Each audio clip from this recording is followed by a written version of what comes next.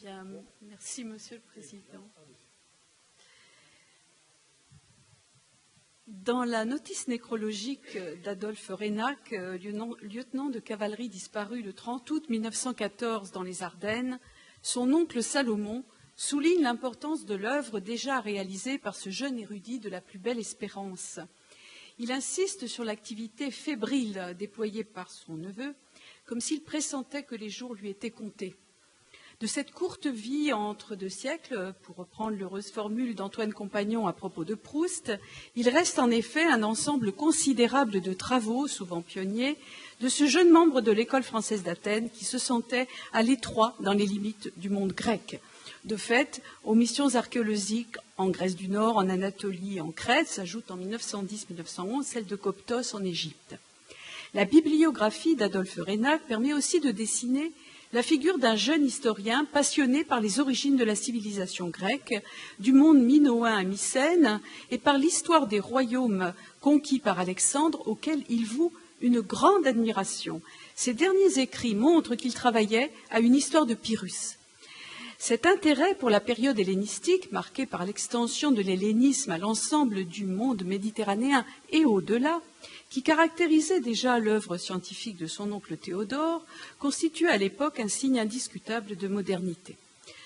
Un autre domaine lié à l'actualité, dans lequel les travaux érudits d'Adolphe Reynac rejoignent l'engagement politique de son père, Joseph Reynac, concerne les recherches sur la guerre antique et sur la célébration de la victoire.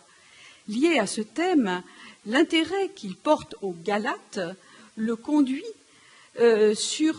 à des travaux riches de perspectives sur la représentation de ces derniers, modestes stèles des mercenaires ou chefs-d'œuvre de Pergame et d'Alexandrie, dont il démontre l'originalité.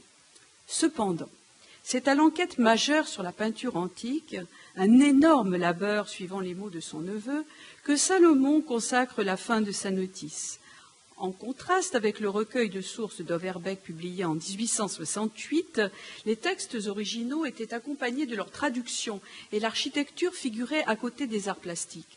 Le volume est donc d'abord un ouvrage destiné à la consultation par les index en fonction des intérêts du lecteur. Cependant, les commentaires infrapaginaux et les paragraphes de transition entre les sections du volume suivent un plan concerté.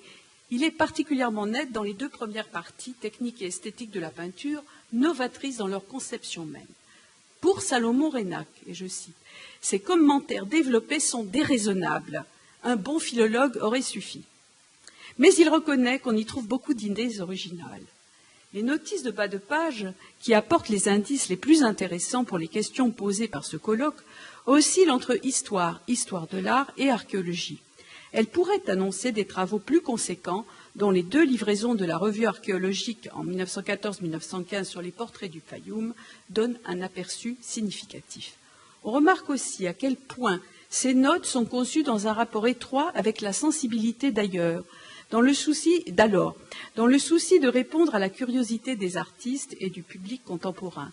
Outils, supports et matériaux du peintre, classement des artistes en école, compétitions et concours qui rappellent la pratique des salons, pour ne prendre que quelques exemples.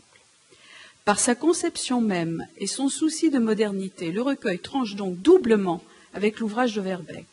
Il s'inscrit dans un rapport d'émulation et de rivalité avec les œuvres fondatrices de la science allemande et marque le souci de diffuser les connaissances sur l'art antique au-delà du cercle étroit des spécialistes. En cela, Adolphe Reynac poursuit la voie tracée par ses oncles pour qui la diffusion du savoir était si importante. Mais en prenant la responsabilité de l'entreprise en 1911, Adolphe Reynac répondait aussi aux attentes du peintre Paul Millier qui, grâce aux dons, excusez-moi, je reviens un instant en arrière, qui, grâce au fait en 1906 à l'Association des études grecques, a permis la réalisation de l'ouvrage et ne put connaître le premier volume avant sa mort. Paul Millier est l'exemple même du décalage entre la sensibilité révolutionnaire en politique et l'innovation artistique, soulignée par Baudelaire dès le milieu du XIXe siècle.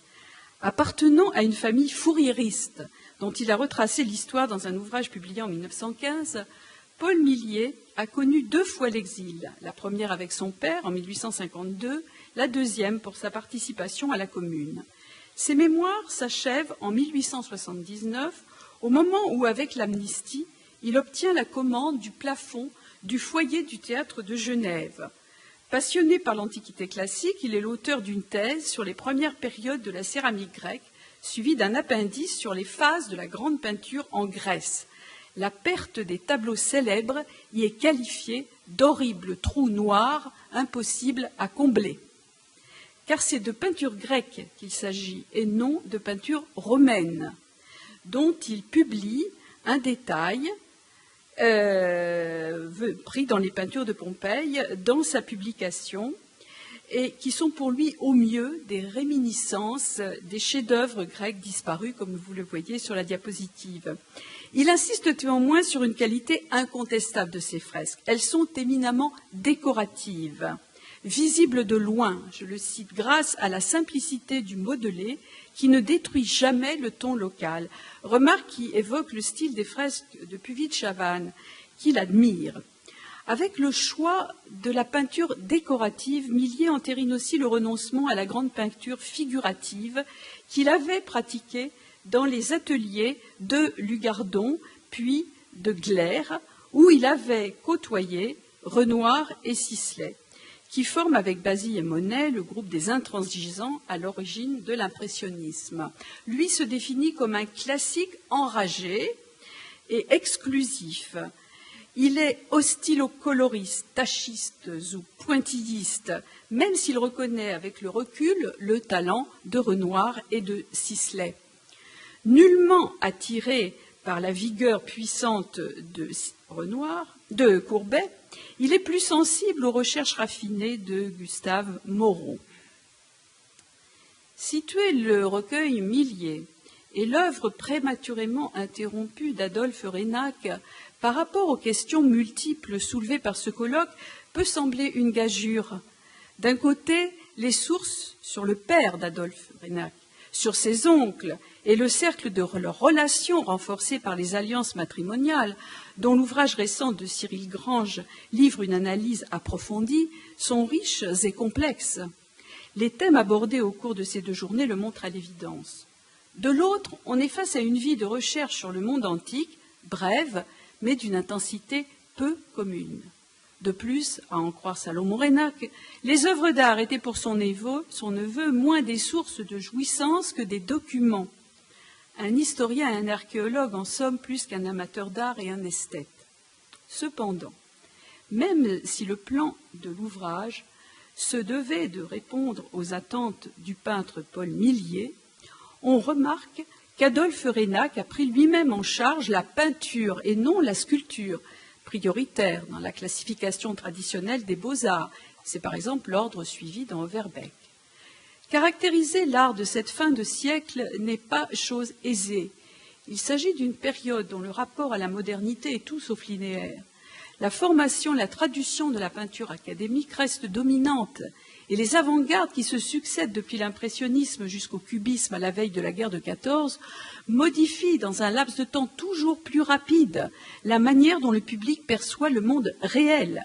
Comme le souligne Apollinaire dans son essai sur les peintres nouveaux de 1913, toutes les œuvres d'art d'une époque finissent par ressembler aux œuvres de l'art le plus énergique, le plus expressif, le plus typique. Il prend alors l'exemple des poupées, issues d'un art populaire, et conclut: qui oserait dire que les poupées que l'on vendait dans les bazars vers 1880 ont été fabriquées avec un sentiment analogue à celui de Renoir quand il peignait ses portraits? Personne alors ne s'en apercevait. Cela signifie cependant que l'art de Renoir est assez énergique, assez vivant pour s'imposer à nos sens, tandis qu'au grand public de l'époque où il débutait, ses conceptions apparaissaient comme autant d'absurdités et de folies. De son côté, l'art antique, s'il joue un rôle majeur dans la formation académique, reste un signe essentiel de distinction, un cadre de pensée, un filtre de perception et de transformation de la vie quotidienne. Ainsi, dans l'œuvre de Proust, les images de la mythologie gréco-romaine font irruption dans le présent des personnages ou dans celui du narrateur, au même titre que le détail d'un tableau de la peinture italienne ou hollandaise. L'éclectisme qui caractérise le musée imaginaire de l'écrivain est inscrit dans le goût de l'époque et répond aussi à la diversité des fonctions assumées par les œuvres d'art, des commandes officielles à l'intimité des portraits familiaux. Pour cerner davantage le rapport éventuel d'Adolphe Reynac avec l'art de son temps, j'ai essayé de croiser les commentaires du recueil avec deux types de données. Le premier ensemble, à peine esquissé ici, est celui des tableaux qui figuraient dans les collections familiales et que nous connaissons en partie grâce aux legs faits aux collections publiques, Musée du Louvre, du Luxembourg, des Arts décoratifs, Musée Carnavalet. Le second, par lequel je terminerai cet exposé, est constitué par le décor de la Villa Quérilos elle-même.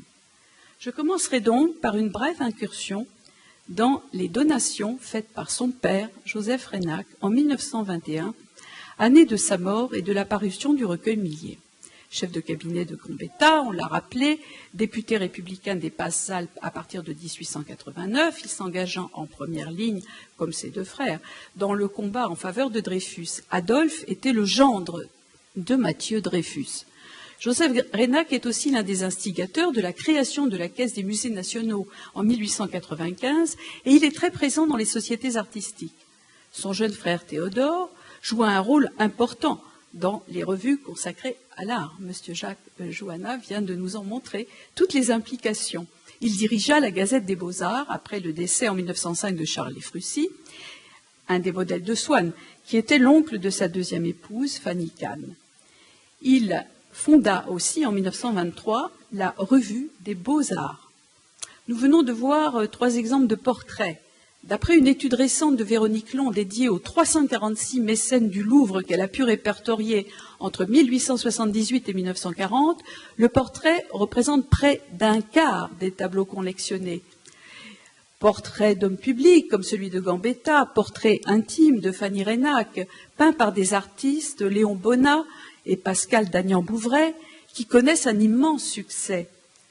Portraits d'écrivains et de musiciens comme celui de Berlioz par Courbet, un portrait récusé tout de suite par son modèle. Les autres œuvres rassemblées sur la diapositive montrent un autre trait caractéristique de ces collections. L'attrait, 32%, pour les paysages, et parmi eux pour les tableaux de plein air, l'école de Barbizon, les impressionnistes, et d'ailleurs la touche impressionniste est encore sensible sur le tableau de Van Gogh qui peint le restaurant de la Sirène à Asnières. On note aussi, comme vous voyez au centre de la diapo, le goût pour les bibelots et la petite statuaire. Cette femme nue lisant dans un fauteuil d'Aimé Jules Dalou est plus coquine que l'œuvre définitive, La Liseuse, où la jeune femme est en robe de chambre et chaussée de mules. Elle est la sœur lointaine des statuettes polychromes de Tanagra immortalisées par Jérôme ou de Myrina publiées par Edmond Potier et Salomon Reynac qui faisaient les délices des collectionneurs. Le Moyen-Âge n'est pas oublié avec ce portrait de Corot original dans l'œuvre du peintre, comme le souligne le gendre de Joseph Reynac, Pierre Goujon, dans un article de la Gazette des Beaux-Arts de juillet 1909. Le dernier exemple nous conduit indirectement vers la Villa Quérilos, puisque le jason de Gustave Moreau, après avoir appartenu à Charles et Isaac Ephrussi, fit l'objet d'un don par Théodore Reynac au musée du Luxembourg en 1908.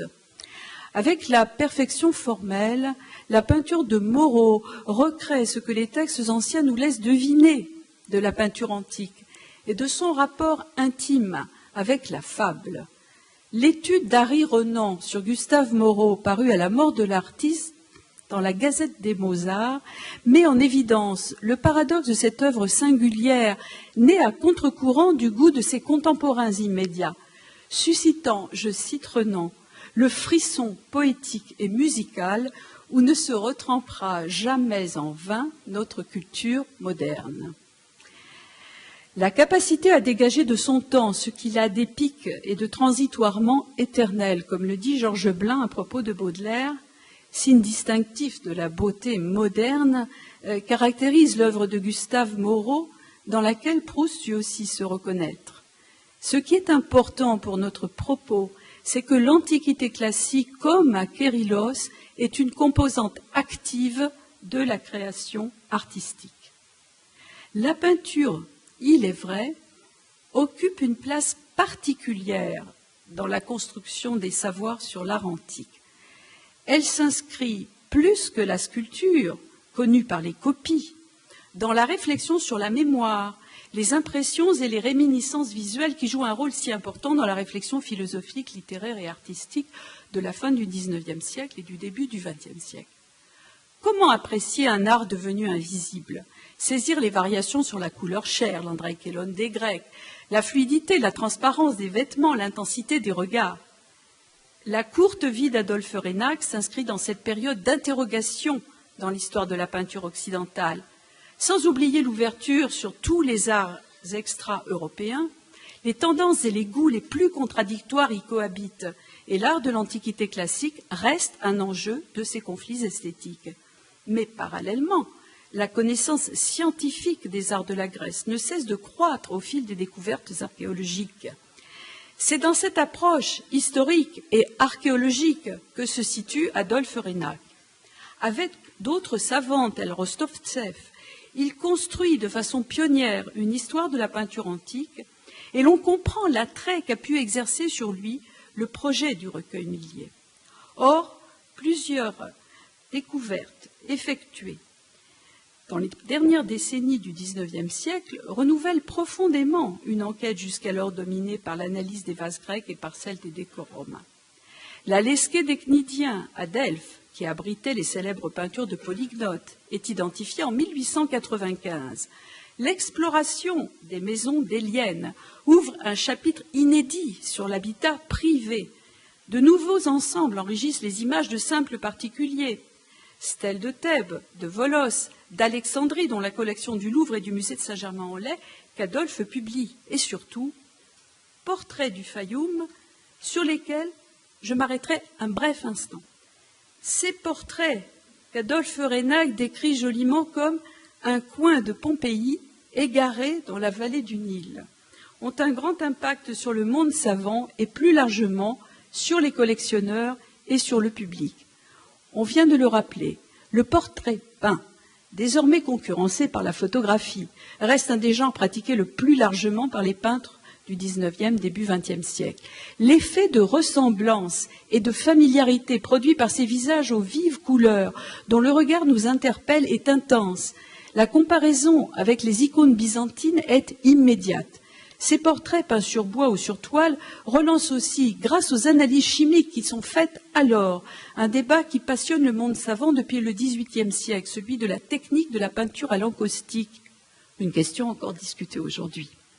Reynac, qui annonce la rédaction d'un catalogue complet, présente une analyse stylistique dont la formulation est intéressante parce qu'il emploie des termes critiques de son temps. Il décrit deux variantes, un style classique, celui de la fille aux joyaux, comme il dit, à gauche, par opposition au fer plus impressionniste des autres, dont le portrait de droite, où il remarque que les touches sont beaucoup plus larges, recherche l'expression par la simplification des détails en sacrifiant les petites touches bien fondues, un petit peu à la Manet, si la chose est possible. Il termine par une dernière image non dépourvue d'ironie tragique, celle de la petite Gretchen de Munich aux blonds cheveux, dont on sait aujourd'hui qu'il s'agit d'une enfant de 4 ans. Et il est frappé par sa blondeur. Nous venons de connaître, dans la deuxième moitié du XXe siècle, une nouvelle accumulation de découvertes sur la peinture grecque, en premier lieu grâce à la mise au jour de la nécropole royale de Vergina en Macédoine. Elle nous met en présence d'originaux de l'âge d'Alexandre, réalisés au plus haut niveau de la commande, et nous percevons ce qui n'était jusque-là qu'un savoir acquis à la lecture des textes, l'excellence de la peinture grecque classique, mais aussi donc sa technique d'un côté, mais aussi la composition dramatique des tableaux. Avant la découverte de la chasse de Philippe II, seule la mosaïque de Pompéi, figurant la bataille d'Alexandre contre Darius, pouvait nous en livrer un aperçu. Mais ce sont peut-être les fresques de la tombe de l'enlèvement de Perséphone, en bas sur la diapositive, qui auraient le plus surpris les archéologues de la fin du XIXe siècle. La scène d'enlèvement montre une touche impressionniste avant la lettre, puisque le visage d'Hadès repose sur des effets de fusion optique dans l'œil du spectateur. Ces touches rapides, Adolphe Reynac n'avait pu en observer les traces que sur les petits paysages romains, auxquels il applique d'ailleurs le terme d'impressionniste. Avec la peinture figurative, l'art décoratif, comme on l'a vu en commençant, occupe une place essentielle dans la réflexion esthétique de la fin du XIXe siècle. Qu'il prenne la forme du modern style ou qu'il devienne quasiment une injure sous la plume du portraitiste de Proust Jacques-Émile Blanche pour dénigrer l'art de Gauguin et des fauves. Or, un autre trait réunit Rostovtsev et Adolphe Reynac, l'importance qu'ils accordent au décor antique, soulignant l'un et l'autre combien il reste encore à faire pour en construire l'histoire dans l'ensemble du monde méditerranéen, en dehors du cas particulier de Pompéi. Le décor atticisant, élégant et raffiné, conçu par Théodore Reynac et Emmanuel Pontremoli pour la Villa Kérylos, donne naissance à une œuvre originale et singulière, née d'un dialogue intime entre la modernité de ce début du XXe siècle et les connaissances les plus actuelles sur l'Antiquité grecque. Les études approfondies qu'elle a suscitées dans les rencontres de la Villa Kérylos, notamment celles de 2008 et de 2012, l'ont amplement démontré. Les 3 variations sur la couleur que je présenterai brièvement pour conclure permettent de comparer la variété des subtiles harmonies créées en fonction de la destination des pièces. Chaque exemple correspond à une des techniques de la peinture grecque spécialement étudiées par Adolphe Reynac dans le recueil Millet. Le premier ne vous surprendra pas, c'est une variation en blanc, celle du triclinos, la salle à manger désignée par une inscription comme salle des Silènes, Silenoi. Les 4 tableaux sur bois qui y figurent reproduisent pour 2 d'entre eux, en haut, à gauche et en dessous, ce que l'on considérait et considère toujours comme une source précieuse sur la peinture à l'âge de Périclès. De leur découverte au XVIIIe siècle, ces petites peintures sur marbre d'Herculanum furent rapprochées des monochromes de Zeuxis, évoqués dans les sources antiques. En fait, il s'agit de copies d'œuvres attiques de style classique, très prisées par les collectionneurs romains de l'époque augustéenne. L'une d'entre elles, les joueuses d'osselets, signée par Alexandros d'Athènes, est peinte dans un style maniériste typique de la fin du Ve siècle. Ce style fleuri, dont le graphisme sinueux n'est pas sans rappeler les arabesques de l'Art nouveau et inspire plusieurs décors de Kérylos. Le combat de Thésée contre le centaure, aux noces de Pyritos et Hippodamie, évoque au contraire le grand style des métopes du Parthénon. Et c'est ce grand style qui inspire le pastiche moderne, en haut à droite, traduction en monochrome d'un décor à figure rouge d'un stamnos du peintre de Cléophon. Le dernier tableau, peu lisible, comme vous le voyez, puisque j'ai dû mettre le dessin récent de von Greve, peu lisible, mais plus proche du pittoresque hellénistique, est un rappel du thème dionysiaque de la salle développé par les satyres vendangeurs, peint sur la frise qui couronne les parois. Silène fatiguée accueillie sur l'acropole d'Athènes par les filles de Pandion.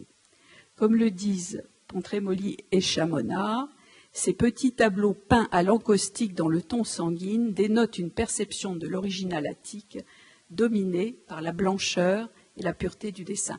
S'il fallait en faire le commentaire pour la signification, nous serions encore là dans une bonne heure. Et donc je termine. Un choix différent préside à la composition des fresques du péristyle. L'iconographie des figures dérive toujours des vases attiques à figures rouges, mais la polychromie, essentiellement des aplats de couleurs, est inspirée par la technique des coupes et des lessites à fond blanc. Le dessin reste dominant et le choix des couleurs est conforme à la palette volontairement limitée noir, blanc, jaune et rouge que les sources latines attribuent aux peintres classiques. Ce n'est pas la frise principale dont les sujets furent tous choisis par Théodore Reynac qui retiendra ici notre attention, mais la composition d'ensemble de la paroi où l'on peut observer une création éclectique particulièrement réussie, et je me concentrerai sur le décor peint du soubassement. Délimités en haut et en bas par des frises géométriques, les motifs marins en forment le thème principal. La frise de poste qui en surmonte la frise géométrique, servant de transition. Ce décor marin, dont la composition varie d'une paroi à l'autre, développe un détail du décor principal du mur sud, c'est celui où l'on voit Apollon rentrant du pays des Hyperboréens. Le dieu, assis sur un trépied ailé, survole les flots. Le contraste entre le traitement minimaliste des éléments naturels sur le modèle attique, vous pourrez le voir en sortant, et la recherche naturaliste et pittoresque de la frise est frappant. Parmi les réminiscences variées de motifs antiques qu'on y décèle, par exemple ceux des fresques étrusques, les formes sinueuses des poulpes et des étoiles de mer puisent aussi leur inspiration dans l'art minoen, découvert à la même époque, notamment dans le palais de Knossos. Un art de vivre particulièrement apprécié d'Adolphe Reynac pour sa manière de conjuguer l'hygiène moderne avec le raffinement de l'art et de l'artisanat. Un but recherché aussi à Kérylos. L'hommage à l'art nouveau se poursuivant par la comparaison, comme vous le voyez sur la diapo, avec la peinture japonaise. Elle revient à plusieurs reprises dans les commentaires des contemporains sur l'art égéen. Cet art qui fascine le public cultivé à l'époque, comme Alexandre Farnoux et tout récemment Sophie Bache l'ont si bien montré. J'ai placé en regard ce vase hippocampe, qui est amusant, et qui fut dédié à Joseph Reynac par Émile Gallet, qui résume bien cet esprit, à la fois japonais et modern art. Enfin, nous terminerons par la dernière variation en bleu. Elle nous conduira dans la chambre aux oiseaux, ornithèse de Madame Reynac, qui était ouverte largement sur la mer.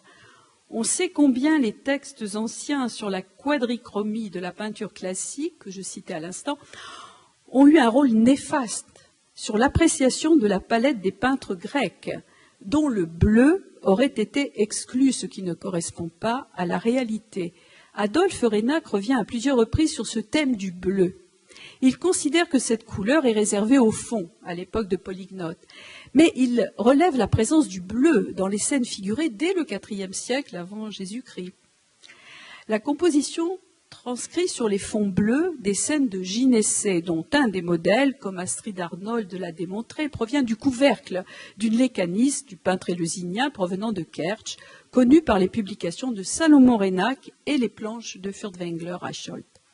Ces scènes représentent diverses formes de jeu entre les figures et les motifs décoratifs, notamment avec les palmettes sur lesquelles certaines femmes sont assises. On peut aussi remarquer que ces fonds bleus apparaissent déjà dans la peinture murale minoenne et mycénienne. J'ai mis la parisienne pour mémoire. Ces harmonies en bleu contrastent avec le rouge pompéien qui domine dans la chambre de Théodore, en haut à gauche, Hérotès, dans laquelle les héros et les colombes jouent dans un décor de pampre, leitmotiv du décor de la villa.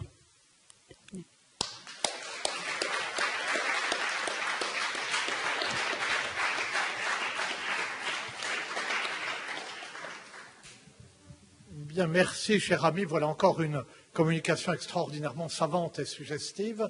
Et nous voyons, si je peux m'envoyer ces quelques fleurs, que nous avons bien fait de remettre la discussion à la fin de la matinée, parce que si différentes que les deux communications que nous venons d'entendre soient dans leur sujet et dans leur technicité, eh bien, elles nous ramènent aux mêmes questions essentielles, qui est le dialogue entre l'art antique et la modernité. Et la tendance que, naturellement, les savants de chaque époque, si savants, si objectifs soient-ils, ont la tendance qu'ils ont à chercher une sorte de confirmation de leur propre goût dans l'art antique ou de chercher dans l'art moderne une sorte de réponse à ce qu'ils trouvent dans l'art antique. Et en même temps, c'est presque l'inverse, puisqu'ils ne connaissaient pas l'enlèvement de Perséphone, mais c'est vrai qu'il est impressionniste. Et ça fait penser à ce personnage dans un tout petit monde, The Very Small World, de David Lodge, c'est pas ce jeune universitaire timide qui va dans les colloques et qui fait une thèse sur l'influence de Shakespeare sur T.S. Eliot. Mais non, ça n'intéresse personne. Puis un jour, il est tellement timide qu'il se trompe et qu'il dit qu'il fait une thèse sur l'influence de T.S. Eliot sur Shakespeare. Alors là, tout le monde est passionné hein, et sa fortune universitaire est faite. Eh bien, ce n'est pas si bête que cela, comme nous venons de le voir.